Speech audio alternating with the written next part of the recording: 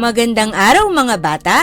Muli, ako si Mrs. A at nandito na naman ako upang ituro naman sa inyo ang aralin mula sa ikalimang module sa ikalawang quarter ng AP10, mga kontemporaryong issue. Ang aralin sa ikalimang module ay pinamagatang konsepto at mga dahilan ng migrasyon. Sa ikalimang module, ang pinakamahalagang kasanayan sa pagkatutong nais maisakatuparan ay nasusuri ang dahilan at epekto ng migrasyon dulot ng globalisasyon. Sa ilalim nito, tatalakayin natin ang mga sumusunod na paksa. Una, konsepto ng migrasyon. Ikalawa, dahilan ng migrasyon dulot ng globalisasyon. Mula dito ay inaasahang maisasakatuparan natin ang mga sumusunod na layunin. Una, natatalakay ang konsepto ng migrasyon. Ikalawa, na ipaliliwanag ang mga dahilan ng migrasyon. At ikatlo, nasusuri ang dahilan ng migrasyon dulot ng globalisasyon. Kaya naman, inaanyayahan ko ang lahat na maupo na ng maayos, ihinto ang anumang ginagawa, makinig ng mabuti, at ihanda na ang kwaderno at panulat para sa pagtatala ng mahahalagang konseptong ituturo ng lesson videong ito. Handa na ba kayo? Simulan na natin ang pagtuklas sa konsepto ng migrasyon. Ang konsepto ng migrasyon. Sa simula pa lamang ng kabihasnan, ang sangkatauhan ay lagi nang nandarayuhan, kagaya na lamang ng nangyari sa mga sinaunang ninuno ng tao na lumisan sa Afrika. Sinasabing kasing tanda ng kabihasnan ng pandarayuhan na humubog sa mga unang pamayanan ng tao. Kung hindi naganap ang pandarayuhan, maaaring hindi na ipalaganap ang mayayamang kultura, wika, pananampalataya, kaugalian, karunungan at gawi sa pamumuhay. Kung hindi naganap ang pandarayuhan, marahil iba ang naging takbo ng kasaysayan ng daigdig. Kalinsabay ng paglaki ng pandaigdigang populasyon mula 3.7 bilyon noong 1970 hanggang 7.2 bilyon sa kasalukuyan, ang iba't ibang salik na may kaugnayan sa daloy ng pandarayuhan mula sa bawat sulok ng daigdig. Sa pangkalahatan, ang pandarayuhan ay nagaganap dahil sa paghahanap ng ikabubuhay, oportunidad, makasama ang mga kamag-anak o kaya'y makapag-aral. Ang iba naman ay lumilipat upang makaiwas sa mga kaguluhan, kahirapan, terorismo at paglabag sa mga karapatang pantao. Nito namang nakalipas na mga dekada, naging dahilan din ang matinding epekto ng climate change, kalamidad at iba pang banta ng kalikasan. Sa kasalukuyan, higit na dumarami ang mga nandarayuhan at tumataas pa ito taon-taon. Noong 2019, umabot sa 272 milyon ang mga nandarayuhan sa buong mundo. Ito ay halos 51 milyon na mas marami sa unang tala noong 2010. Tinatayang 3.5% ng pandaigdigang populasyon ang bilang ng mga international migrants ngayon, kumpara sa 2.8% noong 2000 at 2.3% noong 1980. Ang migrasyon ay sintomas ng fundamental na pagbabagong panlipunan na may kaugnayan sa prosesong ekolohikal. Ayon kay Panopio noong 1994, ang migrasyon ay ang paggalaw ng mga tao o pangkat mula sa isang lugar papunta sa iba pa. Maaring doon ay upang manatili para sa panahanan. Ito rin ay pagbabago sa tirahan na kung saan nagsasaayos o nag-a-adjust sa bagong pamayanang kinabibilangan. Ayon sa mga sosyologo, dalubhasa at mga sanggunian, ang migrasyon ay bahagi ng mas malawak na kaisipan, ang social mobility. Gayon din, ang migrasyon ay tinatawag na geographical migration o physical mobility. Ito ay paggalaw ng tao mula sa isang lugar patungo sa ibang lugar. Isa itong penomena na nagdudulot ng pag-angat sa makabagong lipunan. Ang geographical migration ay maaaring voluntaryo o sapilitan. Ayon naman sa United Nations International Organization for Migration or UNIOM, ang migrasyon ay ang pag-alis o paglipat ng mga tao mula sa kanilang kinalakihang tahanan.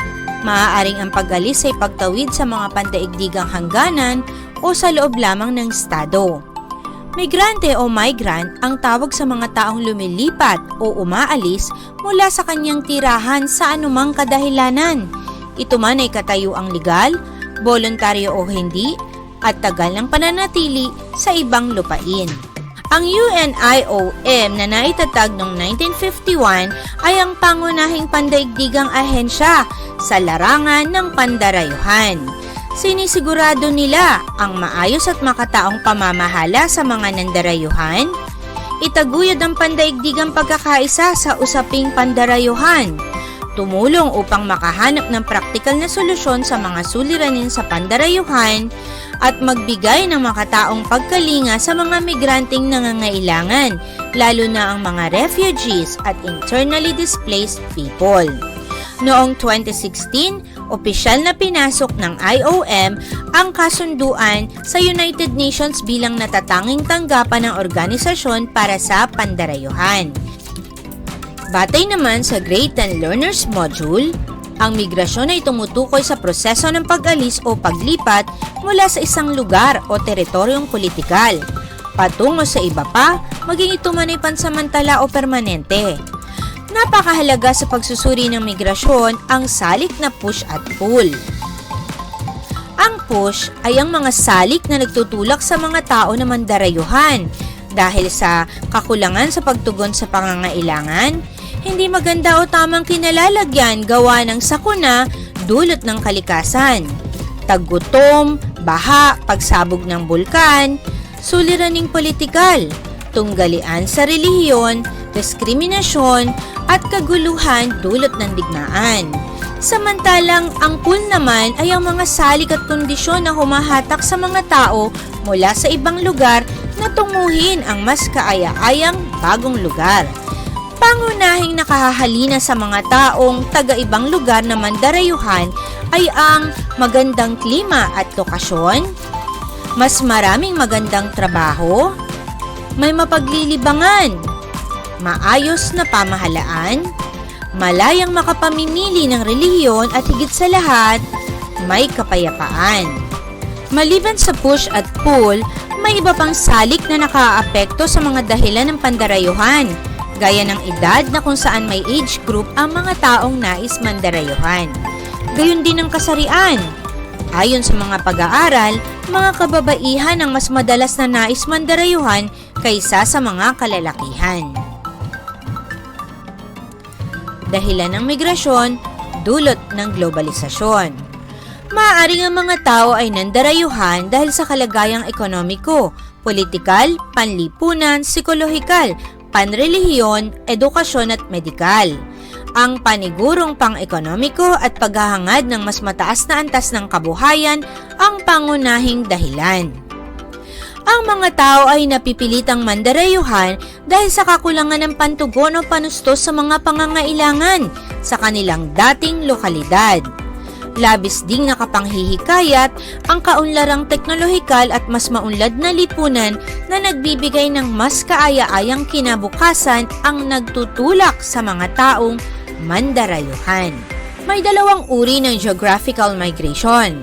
Ang voluntary migration na kung saan ang mga tao ay kusa at bukal sa loob ang paglipat.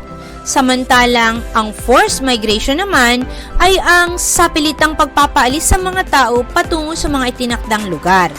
Isa pang dahilan na nagbubunsod sa pandarayuhan ng mga tao ay ang mga natural na kalamidad na kung saan mas pinipili na manirahan sa mas ligtas na lugar o kalagayan. Ayon naman sa UNIOM, ang mga migranteng may espesyal na kalagayan at ipinaglalaban ay nandarayuhan dahil sa iba't ibang kadahilanan. Sila ang mga taong naghahanap ng asylum, environmental migrants, mga pinalayas or expulsion, internally displaced person, refugees, separated children, stateless person, at iba pa. Ang globalisasyon ay direktang may kaugnayan sa dahilan kung bakit ang mga tao ay nandarayuhan. Kapag ang tao ay lumabas mula sa kanyang kinalakihang pamayanan sa kahit na anumang dahilan, siya ay nakikibahagi sa mas malawak o pandaigdigang setting na kung saan binubuo ito ng iba't ibang sektor.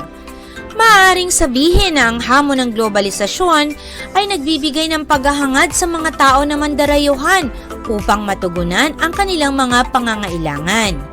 Kapag ang dating mga taga-nayon ay lumabas mula sa kanyang kinalakihang pamayanan, siya ay nagiging bahagi ng mas malawak na pamayanan na binubuo ng mga tao na mula sa iba't ibang pinanggalingan. Mula dito, natututo silang mamuhay bilang isa at bagong pamayanan sa kabila ng magkakaibang pinanggalingan o pinagmulan. Ito ang konsepto at dahilan ng migrasyon dulot ng globalisasyon. Muli, ako si Mrs. A na nag-iiwan sa inyo ng isang magandang araw. Hanggang sa muli nating pagkikita, paalam!